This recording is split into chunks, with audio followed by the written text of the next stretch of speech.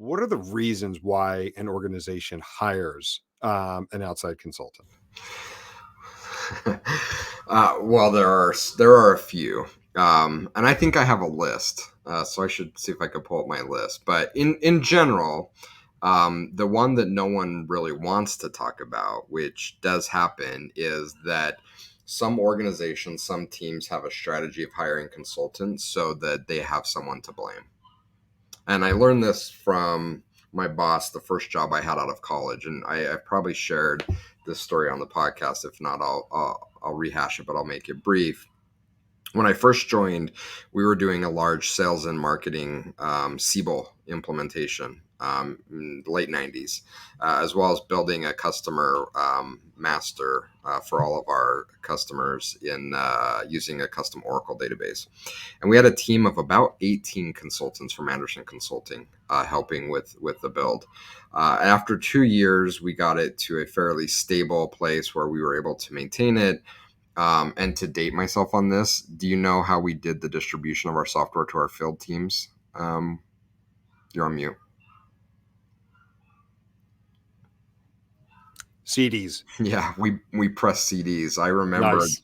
I remember the fear of completing a build, because if you screw up, you just can't push out a pass over the air, right? A patch Yeah. over the air. You have to press new CDs. So yeah, that was stressful building software in those days. But anyway, we got to a place where it was stable. We were able to maintain and mature the project, but we still kept about 5 Anderson consultants on staff.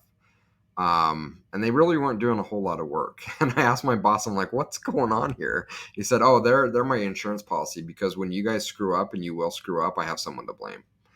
Because it's easy to like blame them.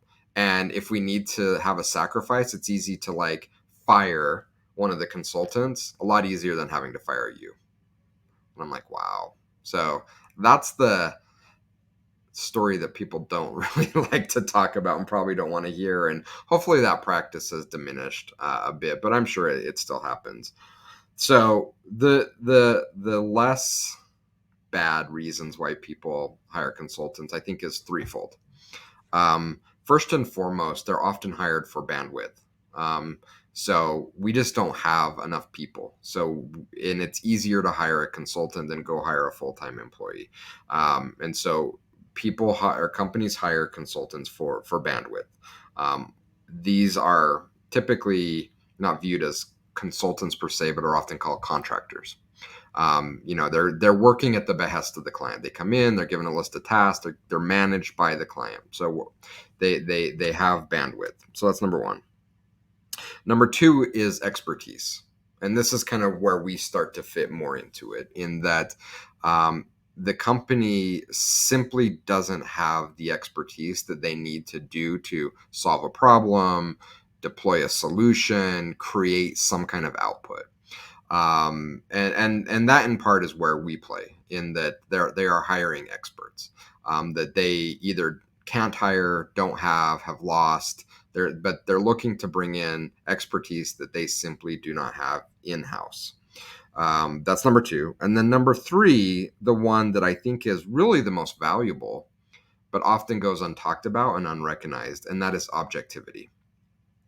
As consultants, we have the ability to come in and be objective in ways that employees never can be. Doesn't matter how hard they try, they will never be able to be as objective as we can be in those scenarios. And the reason for that is, one, we obviously aren't in the weeds of that business every day. So we kind of have a larger purview. We kind of have the beginner's mind mentality, if you will, and that we don't, we haven't been, brainwashed isn't the right word, but, we haven't been in the system all the time, every day, all day. So we're able to see things that may be blind spots for those companies.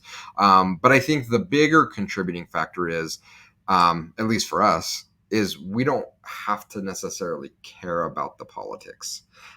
Yes, we have to be sensitive to that fact, but there are things that we can do and say that most employees can't say, because they may fear for their job. They may fear that it may hurt their ability to get promoted. It may, they may not get that bonus, but we can come in and say it, right? Like, we don't have to be as concerned about those political fallout, drawbacks as employees do. So our ability to bring objectivity to our clients, I think, offers even more value than our ability to bring in our expertise. And really, those two things play hand in hand. It's hard to be objective without having expertise. So they really go together.